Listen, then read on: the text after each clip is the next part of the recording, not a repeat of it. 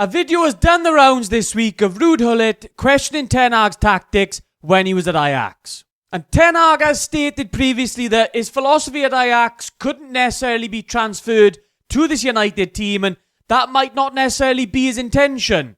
But realistically, are we buying that? Because I'm not. This United team is trying to be moulded in that image. Whether it's a very good one, that's kind of what I'm going to look at in the video today. But I can't play like Ajax because I'm different players. So I came here with my philosophy based on possession, but also to combine it with the DNA of Manchester United. With United in attacking play, setting up very much in that 3-1-6 formation that Ajax used to, with United encountering exactly the same problems that Ajax used to as well, but albeit now on a very much larger scale. With Ten Hag now seemingly reluctant to change this system that we've had all season long, these issues that we've had have been with us throughout the course of the season. They were there for the very first game against Wolves, and they've been there in the recent games up against the likes of Chelsea, Brentford and Liverpool. But in the video today, I want to just take a look at whether these tactics can eventually work with Ten Hag.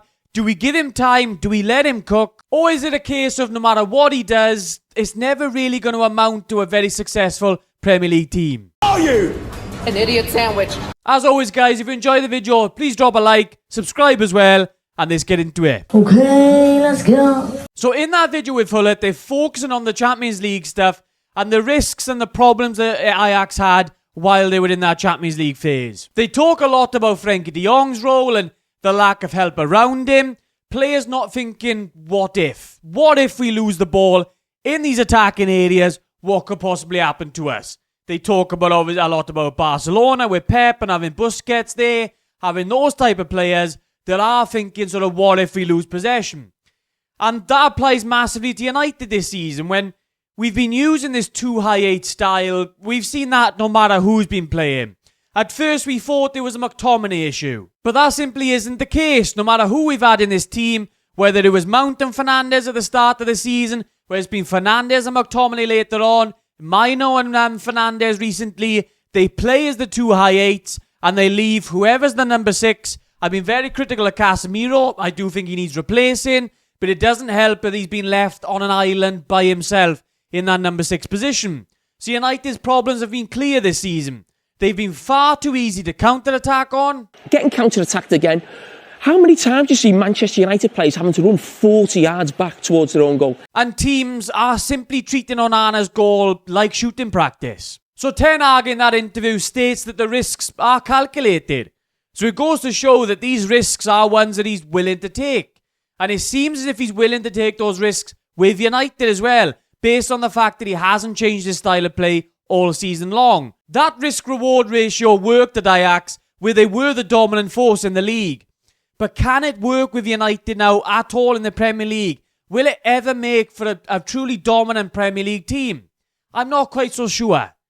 And now before people say to me, but Ten Hag did also do it in the Champions League as well. But even in the good Champions League run that Ajax had, they still had many problems in transition against the likes of Dortmund, Real Madrid. They did manage through just absolute brilliance in possession.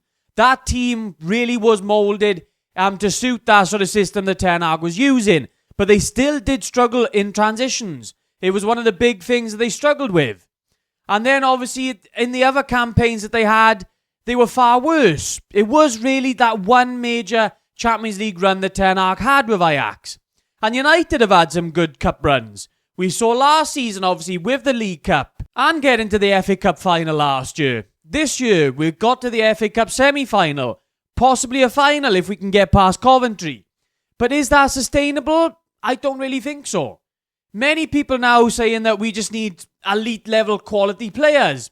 That's what we need to make us that dominant team. And I just think there's a threshold to how much the amount of quality sort of just simply doesn't make that system work in the long term in the Premier League and the Champions League. It's going to be super difficult to gather the best players for every single position in this team. And then you've got to factor in as well that you need probably 2 players for every position. As we've saw the injury troubles United have had this season. So it's not just about signing 11 players that can work in this system. And then you're also the signings that he's made so far. the likes of Casemiro and Anthony, and we've spent a shed load of cash on them, and it just seems strange now. Are they really players that are really elite quality on the ball? Are they really players that's going to bring us that sort of elite level of quality that can make Ten Hag's system work? Definitely not in Casemiro's case, and we're seeing now United are paying for it, as we're probably going to be looking to offload him at the end of the season. With Anthony, is he elite level quality? Far from it. You would expect it for that price tag, but he's far from it. Like, Ten Hag's confidence and persistence to take the risks in this system have paid off before at Ajax. But they just might not this time. Just because they worked at Ajax, it doesn't necessarily mean it's going to work at United. For me, the biggest issue, though, isn't even getting the players for this system necessarily. The issue is how it even scales once we do get those players. Everyone knew that with the Pep and Klopp systems, especially Pep, once he got his players in there, they were more than likely going to be a very, very successful team, and it's panned out that way. I've said the same with Arteta. There's a big reason why Arsenal stuck with him. Because you had belief in his system that once he gets the players in, then that team will be successful. Check out the video I did comparing the Arteta Ten Hag starts to life, and then that video will make it make a little bit more sense then. But we don't necessarily know that with Erik Ten Hag. All signs point to that it may not work even when he's got his players in there. It's a huge risk just for United to take. If he does stay past this season, he's got a hell of a lot to do to convince me that this style will work, even with the correct players in there. For me, this system has to be altered slightly for it to suit the Premier League, but I just don't see Ten Hag altering this system. We've seen this season, he's persisted with it all season long, despite United getting battered up against them, bottom half of the table teams in a lot of games, he's been happy with it. But the fact is, this season we've survived on the player quality that we've got. We should be about 11th, 12th in the league. But that player quality has got us up to 6th. The system that Ten Hag's using hasn't worked. I've banged on about it time and time again this season.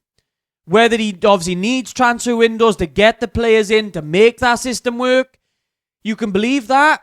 I don't necessarily. I think it's a huge risk for United to take, and it's one that I'm not sure that Ineos and Sir Jim will be willing to. So there we are, guys. I'm not necessarily saying the system can't work, but I'm saying I'm very, very skeptical.